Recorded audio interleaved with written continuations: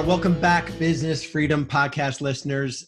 Y'all are in for a treat today. And I say that because if you've been listening to the podcast for any length of time, you know that I just geek out on business. I love the good, the bad, the ugly about business. And if you're at a point in your real estate business growth journey where you need leverage in the form of people, there is no better resource that I know of than the guest that's going to join us today. Jay Niblick, he is the co-founder of Wise Hire. It's a system I've used for probably going on like 10 years now. And so Jay, give us like a 60-second bio. Like, why should someone, keep listening to this podcast episode and not listen to some other crap that's on their podcast library? Who are you and what have you achieved? You said you're giving away a BMW at the end, right? There's a special code. Yes, keep them. Okay, that's it. Jay Niblick. I'm one of the co-founders of Wise Hire. Also started a company 20 years ago called Intermetrics. So we specialize in hiring. That's what we do, and we specialize in real estate. So it's where we got our start. We branch into mortgage and some other affiliated areas, but that's what we do. Thousands and thousands of companies and teams and brokerages around the country use us. We've even got international reach. And it's all about how do we help you make better hiring decisions. So we wake up and eat and breathe and sleep this stuff every day. Yeah, and you've grown, and we had a conversation leading up to this this podcast recording. I like Jay because he's doing the stuff that he's built out platforms and systems and processes for. Last year, you brought on, I think it was, 10 or so team members. You had one misfire, but it was for personal reasons. So I forget what the numbers were, but you're growing a business and you're bringing people on to help you execute, the vision you have for the business. So that's what I love about the conversation. This isn't a theoretical, conversation about hiring. This is like, hey, we're using the same stuff that we're teaching you guys on. And I love folks that are actually doing what they say you should do. And a lot of our industry doesn't do that. I'm an investor in a local real estate office here, a branded real estate office as well. So I understand what that aspect of it is like, as we're building out teams, as we're hiring administrative assistants and transaction coordinators, and we'll be moving to an ISA population. So not just in theory or even remotely in real estate, but actually experiencing it on a daily and weekly basis as well in an actual office with agents out selling. Awesome. Let me tee up the conversation today. Jay and I were masterminding before we hit the record button, and we were, what would be most impactful for the listeners? And if you're at a point in your journey where you're selling enough homes to consider adding leverage in the form of people, or you've already got a team and it's probably filled with misfits. I say that because I've been there. Or you're running a large team, which for sure it's filled with misfits. And I say that again, lovingly, because I've been there as well. It's this concept of patterns versus potential. I have been at the point where I will hire someone because of their potential, yet they don't have a track record, a pattern of being successful. There was a sermon that I listened to. It was called The Power of Potential. And it was you can go to YouTube and there's a business lesson in it. Just type in relationship advice, Stephen Furtick. So Furtick, and you will get the business lesson in it. Basically, he says that, women, what are you doing, dating men that have all this potential, yet they're showing you loud and clear that their pattern is just something you want to run from. And I feel like the same is true in hiring. Jay, maybe, when you think about the process of bringing someone into your world that is a good fit, that has a demonstrated track record of success, let's just get the conversation going. What are you seeing? Where have you failed? Maybe. I know I want to talk about assessments. Assessments are a big part of it. And I think a lot of folks don't use assessments at all, and they don't use them properly. Scorecards, I want to talk about positional scorecards. But when I say that, patterns versus potential, what comes to mind? Well, I have screwed it up a lot. I think everybody probably has. Dreams and hopes is not a strategic approach. Part of the problem is a lot of the people that are making these decisions, people out here that are listening to this right now, came in from a sales perspective, crushed it. Both the personality, which we will talk about, is a portion only of the hire. The personality of the individual that's typically doing the hiring and the experience or background usually set them up for failure. So personality first, they tend to not ever want to hear, don't trust your gut, because from a DISC standpoint, high DIs, that's all there is. They just want to leave the room when you say, don't trust your gut. But in sales, and I grew up in sales, Johnson & Johnson, and I did all the sales. There's an old phrase about you hired John Wayne on Friday and Woody Allen showed up on Monday. It's tough. It's tough, especially hiring salespeople. Another phrase, sometimes the last thing a bad salesperson sold was themselves. So you can go with your gut, but you really want to be looking for evidence, make an evidence-based decision, especially if they're somebody who, the smallest segment is, here's an agent. Let's say I'm looking to hire an agent. They're an existing licensed agent and I can see the data. I can see the results. Okay, shouldn't have a big problem there. But when you go outside of that role or outside salespeople or someone that's not currently in real estate, it's a lot more difficult and people tend to just go with their gut. Or if you hire somebody that's not in sales, the personality conflict between an administrative assistant or a transaction coordinator and the person who's most likely doing the job will create a false gut. You'll look at that individual and go, they're weird. They don't think like I do. They're not motivated like I do. What's the matter with them? And you tend to hire, and there's tons of polls that have shown this, they tend to hire people with a personality like themselves, but it's to do a job that they would hate to do themselves. And they usually end up failing. Yeah. It's, and there's so much other stuff that comes to mind. We, in real estate, we talk about, and I want you to dig a little bit deeper on something you said. We talk a lot about, I do it, we do it, they do it. And do you find, or do you see that, and you just mentioned it, when you're the person doing it and it's time to hire an administrator or it's time to hire another salesperson to kind of join your team, a good salesperson is selling and they're optimistic. Like optimism has been proven to be linked to the best salespeople from the worst salespeople. And they don't take, so is part of it is that without a process in place, without a candidate scorecard in place, without a defense system in place, without, the wrong person, like, is running the process, where this person is going to try to sell you on why to join their team. This person is going to overlook the details because they're a high D. They're not a C personality. Is that part of the, talk about that? Cause I've never really had a conversation about that. Talk about if you've figured out how to sell 50 or 60 homes and now you're building a team and you're the one interviewing, how is there a disconnect there? It's very important. We talk about it, most of the clients that will coach, and it is from a hiring standpoint. Let me back up. If you're going to start a team, you need to decide, am I just looking for an administrative assistant? Do I want one person that might want to do it, or do I want to build a company?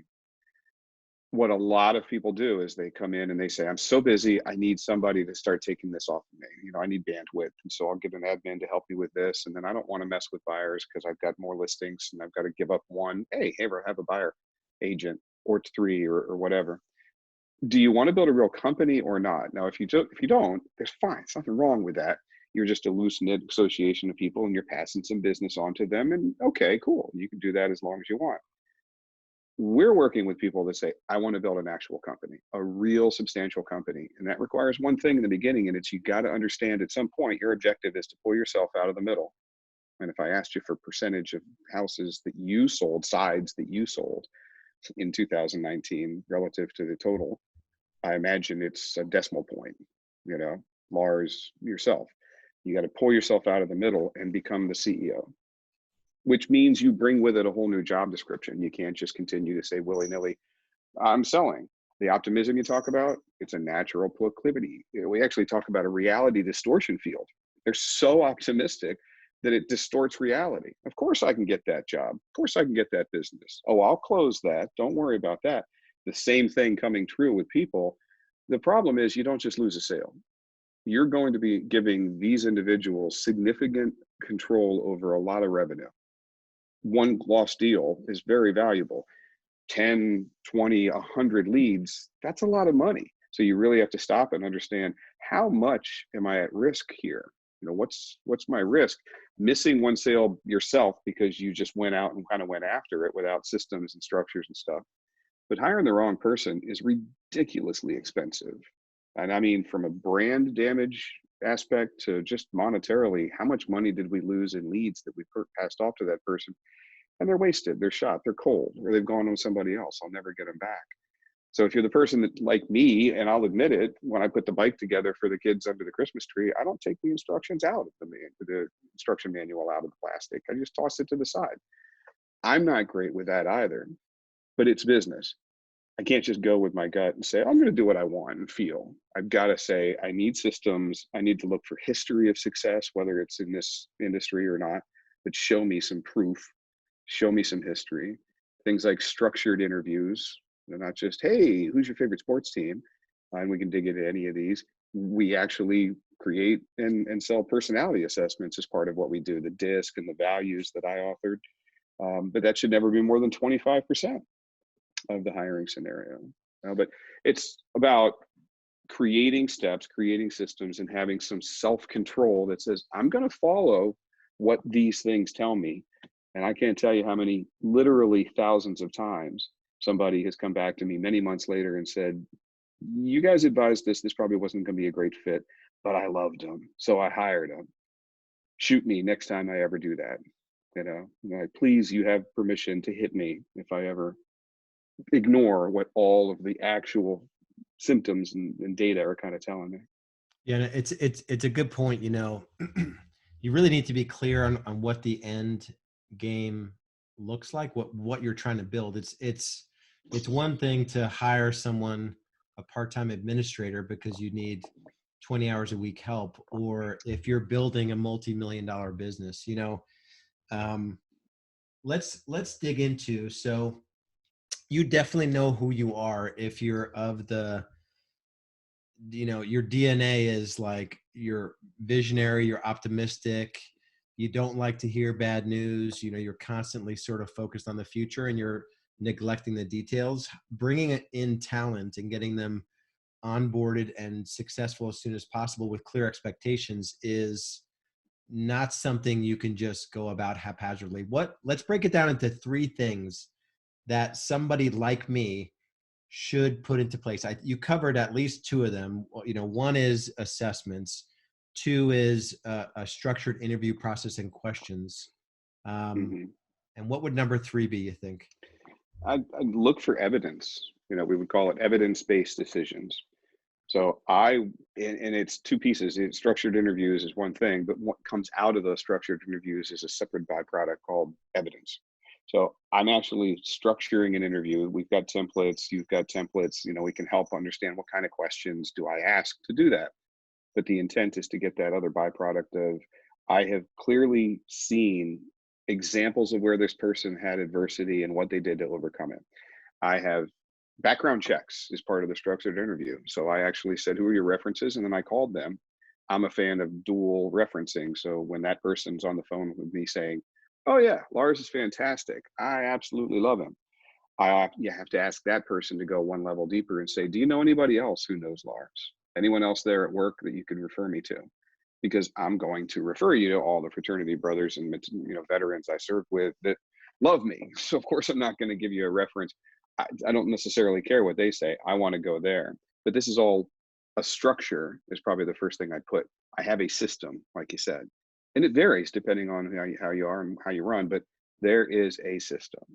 Yeah. And that's number 1. Yeah. So a recruiting system, a hiring system, structured interviews, same questions, looking for the same bits of information, the way you get references. So let's call that number 1. That's super important. let's dig a little bit. Let's separate out the patterns versus potential as its own, evidence-based. Let's talk. Maybe this is just in your own business experience. For me, when I look for evidence of someone being a good fit on our team, to me, it's just, I kind of take my core values. So I've sort of pre-decided who I want to be surrounded with. And then I can ask you questions about our core values to see if you fit who we are. And I think a lot of times, that doesn't happen, and it's just a haphazard sort of hiring. So if our, we hustle and work hard is our first core value, even if you're just graduated college, I can ask you questions about, did you have a job in college? Did you work over the summers? Did you play sports? Did you finish in 4 years or 5 years or 3.5 years? There's obvious things you can ask. We embrace accountability and discipline. Talk to me about a goal you set for yourself and how you held yourself accountable to achieving it.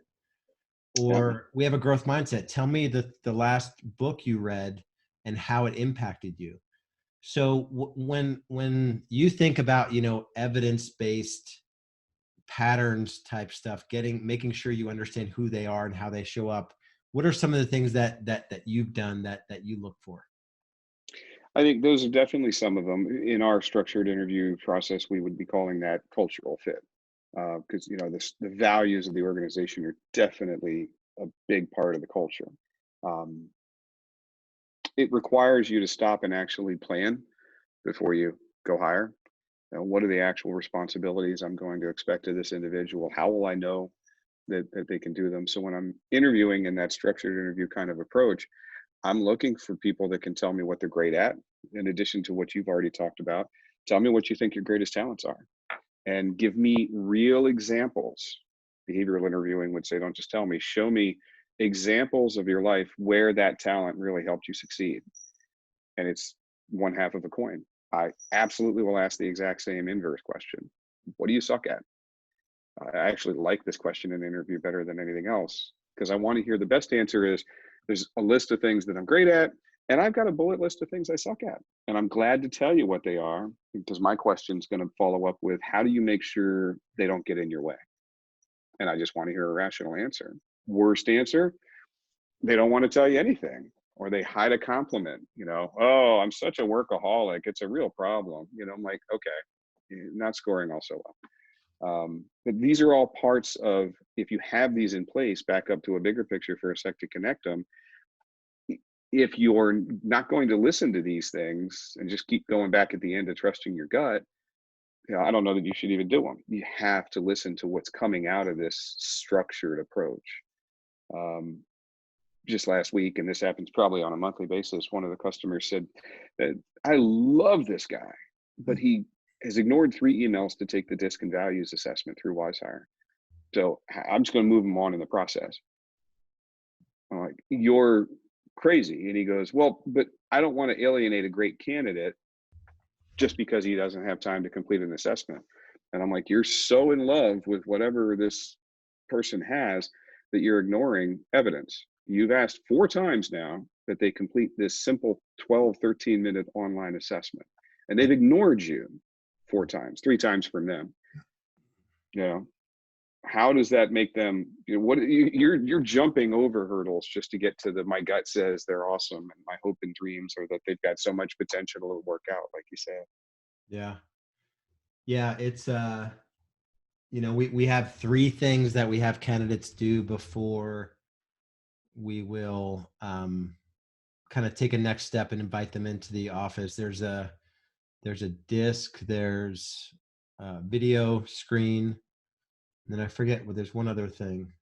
But yeah, if they can't follow and to write a cover letter.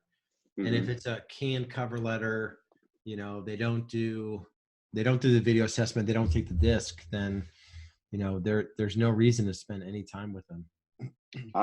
People call me harsh. I mean, I normally coach a phone screen first. So you like somebody, you see what they've applied, wait till they complete some of the assessments. And then I'll schedule a phone screen. I'll recommend scheduling a phone screen. We do this ourselves. We just hired 2 people last month. We're looking for 2 or 3 more currently right now. We've got links out there. And will they respond to my email for the phone screen? Did they shotgun 50 applications with their thumb while sucking down a Big Mac on a Friday afternoon? You know, I'm going to email them and say, hey, I like what I see. Can we talk sometime this week? Do they reply to my email? That's a pass fail. If I hand you a great valuable lead and you don't follow up on it, that's money lost. Do they show up when I call? You know, I'm going to call you at 3 o'clock. If they don't answer the phone at 3 o'clock, again, if you can't treat your own jobs prospects, you know, with this level of control and accuracy and respect, how are you going to treat the leads that we bring in for you? So again, people say I'm harsh, but you don't answer the call when I call you at 3 o'clock for a phone screen for a job, I'm not calling you back. Unless you email me and say, you know what, blew a tire, was upside down in a ditch, sorry. You know, but I don't think that's being harsh. The intent is to start with very big filters and work down to small, fine filters. Part of this is for you and you know, the people that are listening. Don't like a person's resume and schedule a 1 hour, 2 hour interview with them. Big screens. Did they complete the assessments online that you asked them to? Did they schedule when you asked them to make a phone screen? Because in 5 or 10 minutes, you can tell. And you're doing it with an interview, but still, same thing. You know, big filters take less of your time. Once they make it through 2 or 3 or 4 levels of filtering, then you can invest your hour when instead of going out and making $500 an hour selling. Now you can feel good about sitting down with them for an hour and talking on the phone or live. And I'm a fan of live, obviously. Yeah. That's in that case. Let's shift gears a little bit into you know, I know people have abused your inner metrics on the Tony Robbins site, which is when I put 2 and 2 together on that, I was like, oh man, I know I did that. Which is I don't even think it's possible anymore. I know I pulled the contract. Yeah. So, but you have, my point is saying that you have a lot of experience in assessments and, you know, that it's a part of the puzzle, but an important piece. Like if you had a 4-piece puzzle and you ignored, you'd never have a complete puzzle. Like, you know, Yep. even if it's 25% of it, what advice would you give someone in terms of, you know, a few minutes on just assessments and what you can learn about administrative versus sales from a DISC assessment? It's additional insight. You know, it's about potential aptitude, how the soft skills are probably going to be a better fit, things that you can't really accurately assess. That is assessments, personality assessments, psychometric assessments. They're good at kind of quantifying those intangibles so I can factor them in, but that's it. You know, they're not prescriptive. If they're good, they have predictive validity to them, but that doesn't mean, predictive validity doesn't mean, oh, highest score wins, make the hire. And there's so many other variables. Who are they going to work with on the team? How do they mesh with you and the rest of the culture? We're not measuring all of their values in that sense. So how do those mesh? So I think in an interview, it's very good to get to a lot of those things that you can talk about, but almost impossible to really accurately assess, you know, their things that the disc or the values would measure, and vice versa. The disc and the values are a piece of it, but not all of it. So even in the industry, it's just standard practice. No set even of instruments should ever, not like you, oh, I got 3 of them, so that's 75%. Now, any battery of assessments, collective or otherwise, should never be more than 25 to maybe 33%, you know, a third of the picture. We'll do at WiseHire the heavy lifting. We've gone out and studied all the jobs and the admins and ISAs and you name it. Got a couple hundred benchmarks in there now. And the algorithms inside WiseHire compare candidates to that benchmark. So we study the performers in their role by the hundreds, if not thousands, in every benchmark. And there's this artificial intelligence that's operating behind the scenes that says, is this person a good match for this role or not? High, you know, 1 through 4 roles, excellent, very good, average, or poor. So they're stacking them for you in a pre-screening manner from that aspect. So it helps you prioritize who I'm going to invest my time in, but it doesn't say who you should hire, nor should it ever. Yeah, a lot of And those times. traits are very different, for an Yeah, admin versus different roles, like you said, drastically different. and a lot of times someone will come in and they'll say, this person is the perfect disc, and I'm just like, what? I mean, yeah, and they want to base their decision like I found an ID personality, and I want to hire that person as a buyer agent, and Yep. it's like, but they've never done sales before. Yep. And they think they're going to be great because they have the ID, and it's like, wait, it's just not the way. It's no. Just the answer is no. They have the aptitude, but are you going to spend the next year teaching them the fundamentals of selling and giving them the context and the books and selling to veto and spin selling, and are you going to develop that knowledge set that has to go along with the aptitude? Because most of the teams don't. They're like, no, I need somebody. Look, if anybody out there cooks,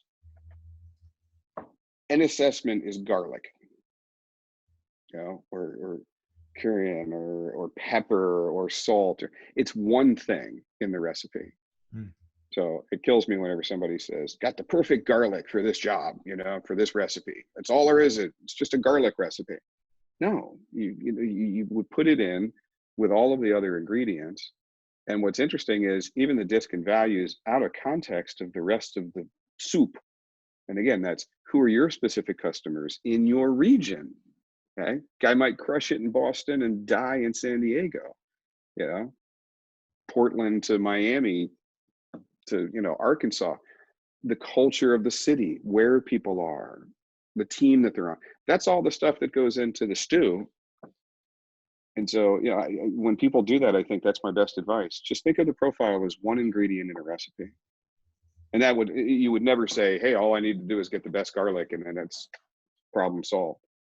No, you got to look at all of the other variables that you've been talking about. What's the history, the structured process to get to those different variables? Do they have a proof of history or a history of showing that they can sell or have grit? Do they address the values that you talk about? Which, by the way, and you said this very well, I thought, so I wanted to compliment that. I like asking questions that say, what are the basic values that you really champion, and listening to see how they relate to ours, as opposed to telling somebody, here's our 5 core values. Do you share these? Because of course, everybody's going to go, absolutely. Leave it a blank slate and ask them, do you have a list of values? In and of itself, that's a potential flag. They start running through their head going, I don't really know. Yeah. So that kind of makes me think your job, and I don't think I've ever said it this way, but your job in this process is to figure out who they are, not to sell them, and the leverage, and we'll kind of close up with this. There is massive leverage in having WiseHire do this front end for you, the back end, the scoring, all of it. It's going to take you. Here's where you're messing up. If you're batting 100% on, this person wants to join my team and I hired them, and it's, you're going about this the wrong way. You need to be looking at probably 100 to hire 1 or 2, 50 to hire 2 if when you really cull it down. I think so. Yeah. Sub 10%. Yeah. So is what I would expect to say. Out of 100, there's probably 10 worth talking to. And out of the 10, probably 1 to 2 that you would really come on and be a fit and fight with you and build something special. If you don't want to build something special, to your earlier point, then 20 of the 100 would fit. 80 still wouldn't fit, but you can really loosen it up, but I don't think that business is going to win in the future. That's the old broker model, and there's a lot, unfortunately, that's what's been happening. According to NAR, that's the reason we got into real estate in the beginning, is because we wanted proof of concept. 90% failure rate. 90% of all realtors fail to survive the first 24 months. But that's due to the old broker model. Hey, you want to pay your desk fees? Good luck. Unless you have a criminal record, something really, really off the charts, 8 out of 10 people that walked in the door, if not more, yeah, sure, have at it. They didn't care, because it really didn't matter to them. If you're running a team, it's your money. And I would be very careful as to who I trust, with my money. Yeah. So take care. Last thoughts. Don't ever put yourself in the position because you're a salesperson and you go, I got to win this client. This is hiring. Make it the opposite. You know, if be ready to walk away from somebody if it's just not right, not the right match. Yeah, and we have a tendency, don't get more invested as the process moves in.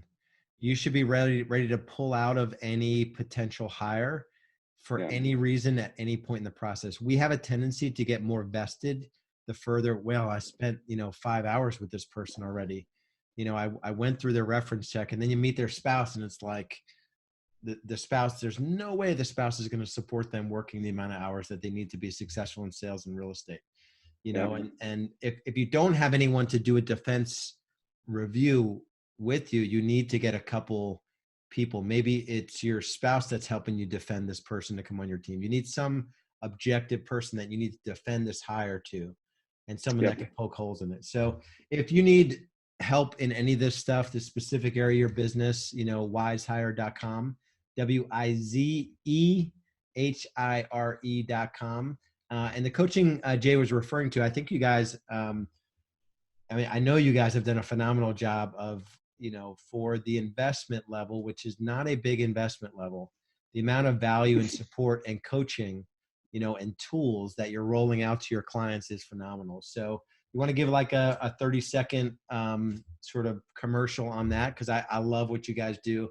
I don't bring anyone on here, to do that. And I just have a lot of respect for you. What's something you can sort of share that you're working on, the value add that you're bringing your clients? It basically is doing the heavy lifting for you. So we're a SaaS business model. We don't do contracts. I mean, we can if you really want. It's $199 a month, unlimited jobs, no contract, go month to month as you like. The intent is job templates, job descriptions written for you. The coaching I talked about is our hiring coaches. So it's a very advanced support coach that'll talk about, why do you put this in the job description? We'll post to the top 60 job boards for you. We get the disc and the values completed. Coaches are involved in all of that. They're there to assist you. So the coaching is more on, why would I not write this? Why should I include compensation? And they'll be coming back and telling you how it's going to make an impact on your findings on Indeed and stuff like that. So all the way through an applicant tracking system that allows you to track the people like a CRM until you get down to that person that you want, including job interview guides and interview scripts, actually based on their personality assessment and the disc and values. We pull out interview questions. So you can just print them and sit right there. And I don't know what to ask you. I don't have a system. Well, here you go. Ask these questions, write down what they say, and see what you think. Awesome. Well, Jay, I appreciate your time. I want to respect it. And if you're at the point in your business journey where you're kind of stuck, you don't have a roadmap, your time is in your own, you're scratching your head at the end of the year to figure out where all the money went, and you're super freaking stressed all the time. It's why Real Estate B School exists. It's all that we do. We help you go from, maybe making $500,000 in GCI to making $1 million or $1.5 million GCI, but, taking steps to get out of production. Jay commented before, I think the last closing I did was January 2012. Although I still go to the office once a week, I've removed myself from the grind of business. I've become a full-on business owner where most team leaders are just real estate agents that have surrounded themselves with a loose collection of people, no systems. And so if you're at that point in your journey, just reach out to realestateBschool.com. Next steps are obvious on the site.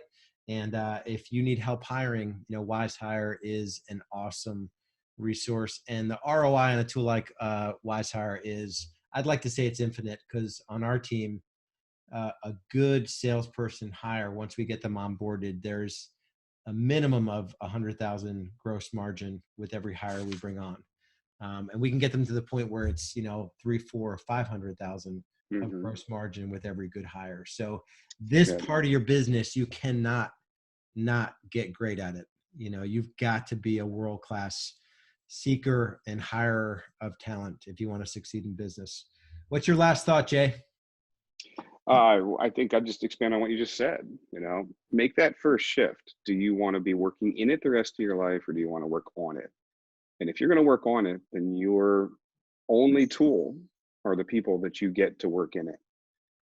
So if you want to work in it, great. But if you decide you want to work on it, like Lars is talking about as his example, you're not in it. So you make that shift first, and then it's going to seem so much more important who those individuals are that you choose to work in it. Then you'll go, holy cow, now I know why it's so important I master this task of getting really great talent, because that's the capital I have. Yeah. And it better be the best, or the business isn't going to be. Yeah. It's our only competitive advantage, are the people we surround ourselves with. Yeah. Everybody else has different pricing schema, and exactly right. Yep. Everybody's got the same football and cleats and pads. Yeah. Awesome. Okay, Well, I appreciate your time. We'll talk to you guys soon. Realestatebschool.com or wisehire.com. And we'll talk to you guys later. Thanks again.